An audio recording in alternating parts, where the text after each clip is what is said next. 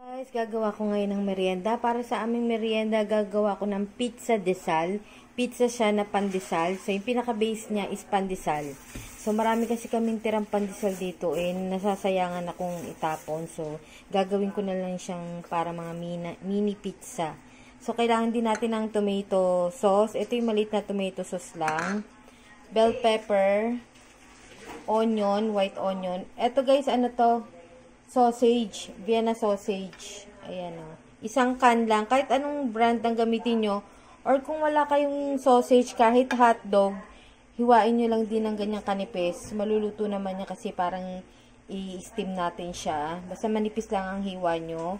O pwede rin corned beef, pwede rin tuna, kahit anong maisipan yung ihalo sa inyong pizza.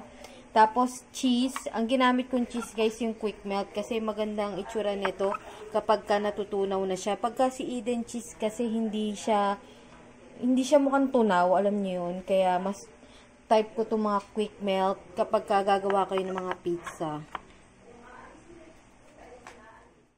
Guys, ito optional to yung mga herbs kasi pampasarap talaga to guys. Magiging lasang legit na pizza yung pizza nyo kapag naglalagay kayo ng mga herbs. Kahit anong brand guys gamitin nyo, makakakita naman kayo ng mga mixed herbs o mga kahit na anong herbs na makikita nyo sa grocery. Pandesal, so meron ako ditong rolling pin. Ayan. Kung wala kayong rolling pin, mag-improvise na lang kayo kahit baso, pwede rin yung yan. Ipa-flatten natin siya.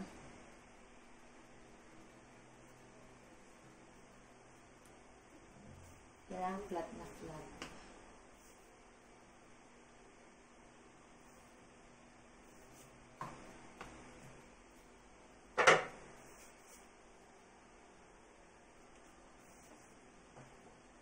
Yan.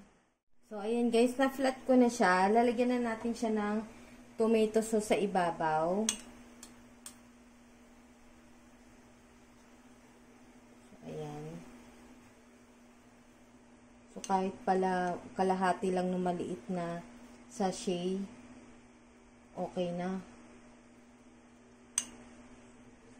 Pero syempre, depende yan guys kung gaano kadami yung gagawin nyo. Ito kasi nagawa ko, 9 piraso.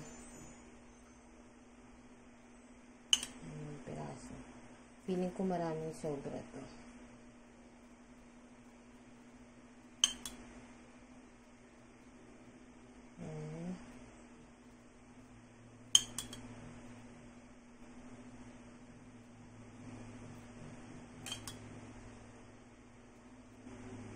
Pwede naman nating itabi ito para kung kakailanganin natin ulit ng dagdag tayo onte.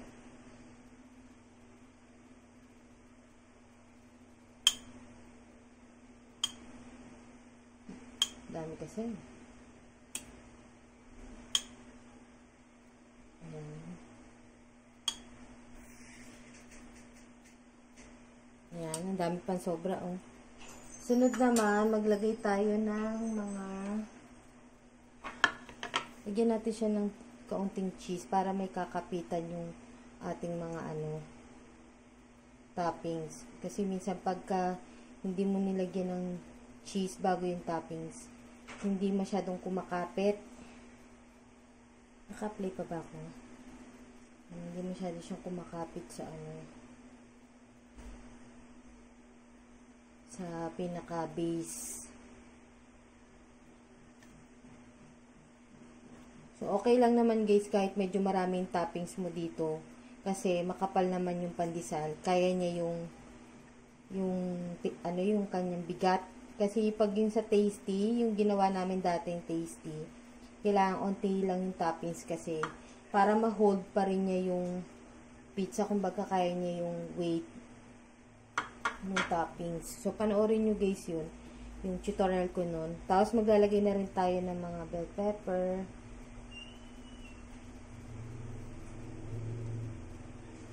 Maliit na bell pepper lang guys yung ginamit ko dito eh. Feeling ko nga sobra pa eh. Tingnan natin kung sobra.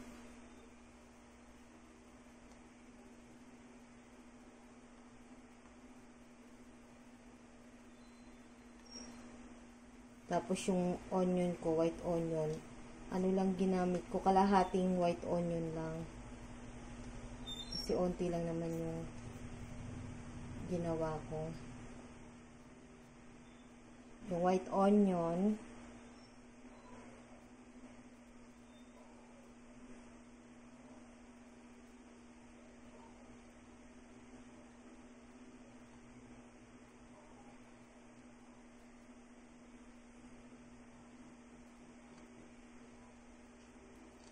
Hindi na natin tipidin sa ano.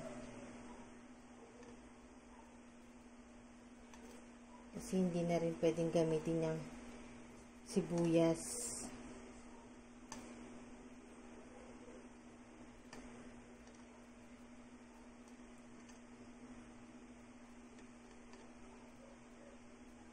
Dalihan na natin.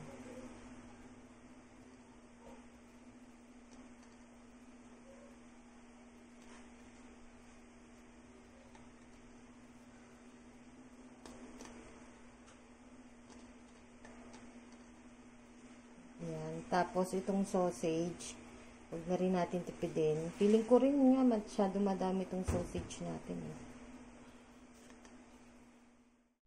Tapos, ayan guys, ililipat ko na siya dito sa aking kawali. Ito yung grilling pan. Pwede rin yung mga non-stick pan guys. O di kaya kung wala kayong non-stick pan, kahit yung ano na lang, yung ordinaryong kawali, basta i-grease nyo na lang ng oil kasi para siguradong hindi didikit. Eh, since non-stick pa naman to kahit hindi na, at saka hindi naman madikit pag pandesal eh. Pag tasty kasi medyo may tendency yung dumikit. Ito siguro kahit hindi na dahil yung pandesal naman talaga kahit pag tinost mo yan sa kawali, hindi naman siya ganun na dumidikit talaga. So, choice niyo kung gusto niyo pa siyang i-grease muna ng oil. Kung medyo paranoid kayo. So, ilalagay ko muna siya dito guys ha. Ayan, guys, ginamit ko yung back camera dahil malabo pag front camera. Ayan. So, nilagay ko guys sa kawali para hindi matapon yung cheese na ilalagay ko. Magdadagdag tayo ng cheese sa ibabaw. Ang dami pang na sobra na ano guys. Na sausage. Tatabi ko na lang yun siguro kapag may tira ulit kaming pandesal. Gagamitin ko na lang. Pati yung natirang tomato sauce. Ayan.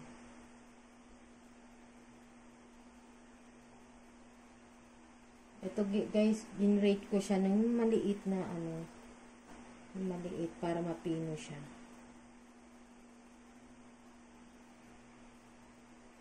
Ayan. Lagyan na natin lahat kasi ano alanganin na lang yung dami niya. So, lagyan na natin lahat. Masarap na pag marami. Cheese.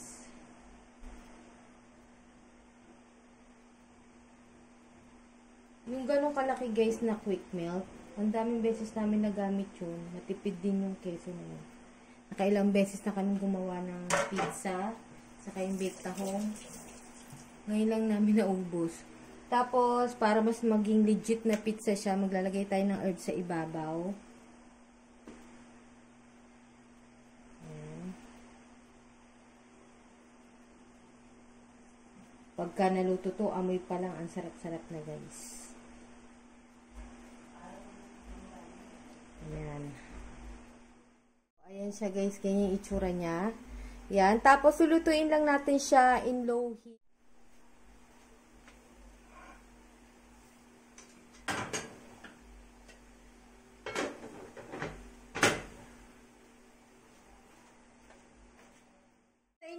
Guys, kung gaano nyo gusto katusta yung ilalim. So, i-check nyo rin guys ha, kasi syempre depende yan sa kapal ng kawali nyo. Baka naman. Ang itsura niya, finished product.